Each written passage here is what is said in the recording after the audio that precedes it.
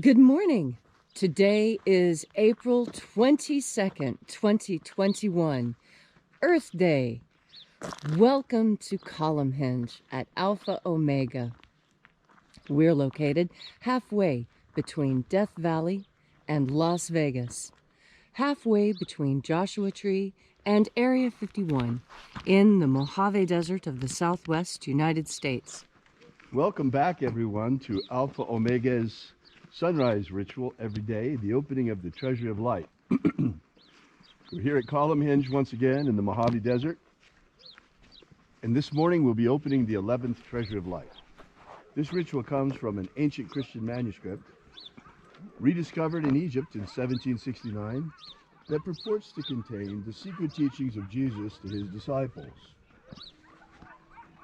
Leslie and I have been restoring these rites and carefully, painstakingly reconstructing them and reviving them. And you're along with us for the ride every morning as we open one of the 60 treasuries of light. I'm Reverend David Griffin. I'm Reverend Leslie McQuaid. And this is the lost magic of Jesus Revival. Wow, the sun has moved quite a bit to the north, Leslie. Yeah, it's really amazing, isn't it? Yeah. Shall we begin? Yes. The sun is the dispenser of light to the earth. May the living light of the God Force inflame our souls with abundant life. Our destiny lies amongst the stars, and to the stars humanity shall ascend.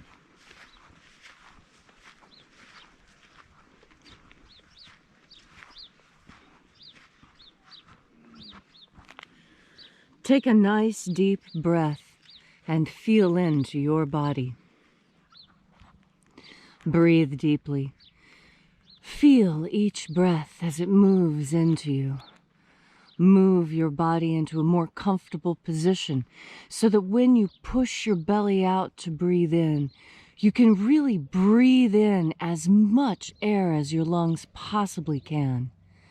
And when you exhale, pull your stomach in so that your air is completely expelled. And as you are breathing deeply and feeling deeply into each and every part of yourself, visualize yourself as the tree of life, however it is you imagine that tree to be, and grow your branches up high into alpha sky. Drive your roots down deep into Omega Earth. I call on you in the east, Alpha.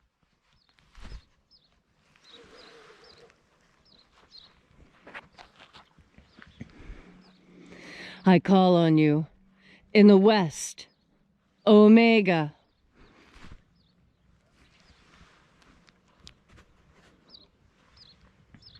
I call on you in the north, Alpha.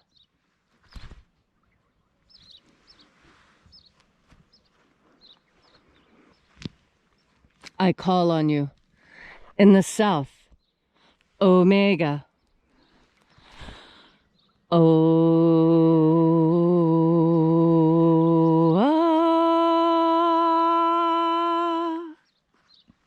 Alpha. At Omega. The beginning. And the end. The path of the age between sunrise. And sunset. And the path of the sun between birth. And death. And the path of life between Alpha. Omega.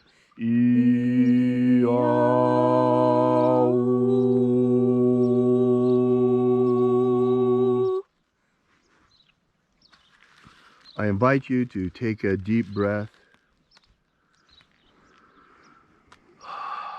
and with the next breath visualize the white light entering through you. Feel the energy in your body as you reach out and recontact the invisible God force all around you. And bathing our souls in this divine light energy, we call upon the angels in the invisible. Angels of the Treasury of Light, the 11th Treasury, we invoke you. Watchers, attend. We know your names. Stand aside and grant us entry into the 11th Treasury of Light. Ozei. Ozei. Aosa. Aosa. Iaea. Iaea.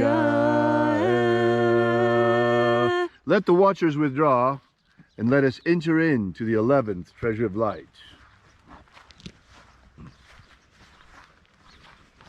And there are 12 angels, heads in my Father's treasury. And these are the names that are in the places when they sing praises to my Father, and he gives light power to them.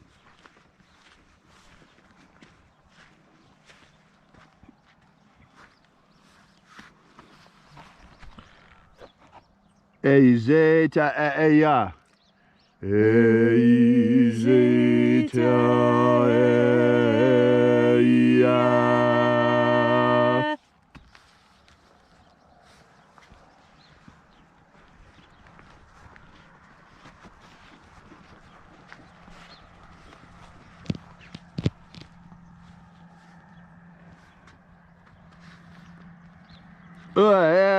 O a e.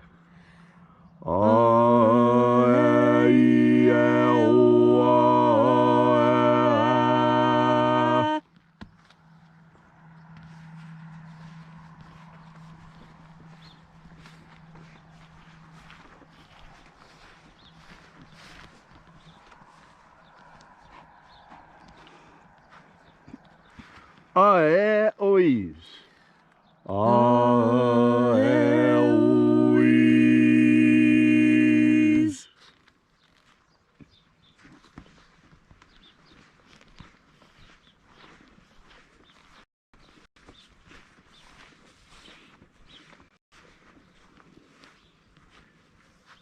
Zei e. Zei e.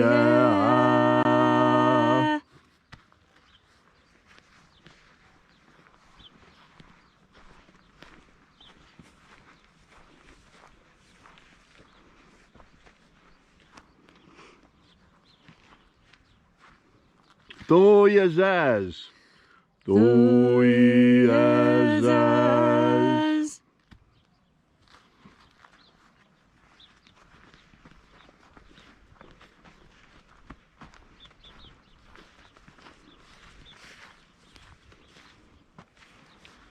Eiza ei. Eiza ei.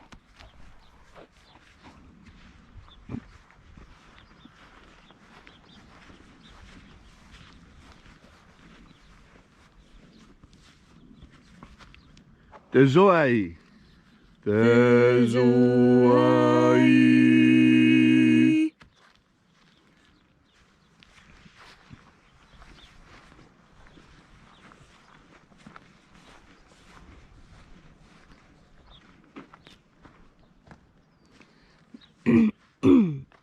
Ia. Tezazeiza. Ia. Tezazeiza.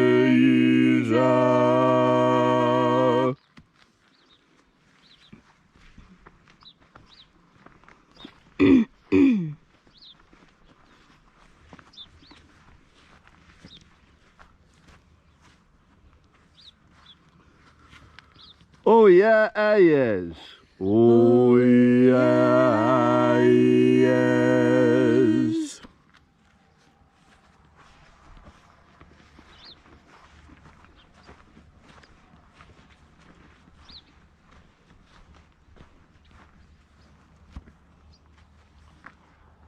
Eoizaz. Eoizaz.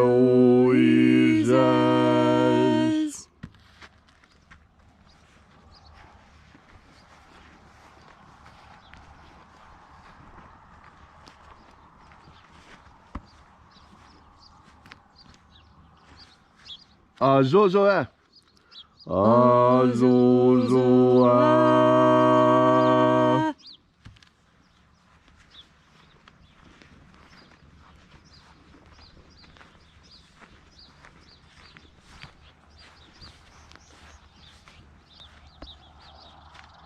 Toeia epsa.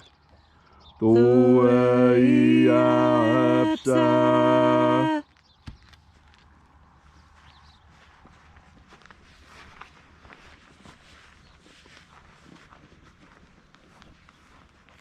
And so we completed our journey through the places,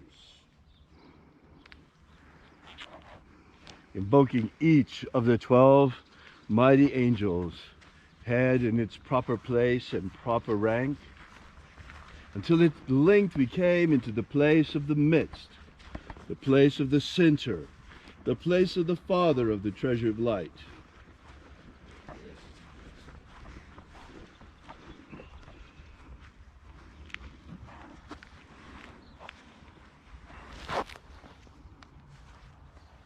O Father of the 11th Treasure of Light, by your cipher and by your name, we invoke you. Ziota Owi. Ziota Owi. Let the divine light descend. It is the intention of this ritual and our fervent prayer to abolish slavery in all its forms. Abolish slavery in all its forms. Establish human liberty worldwide. Establish human liberty worldwide. And set our people free. Set our people free! Grant us a pro-human future. Grant us a pro-human future. Protect Homo sapiens from extinction. Protect Homo sapiens from extinction.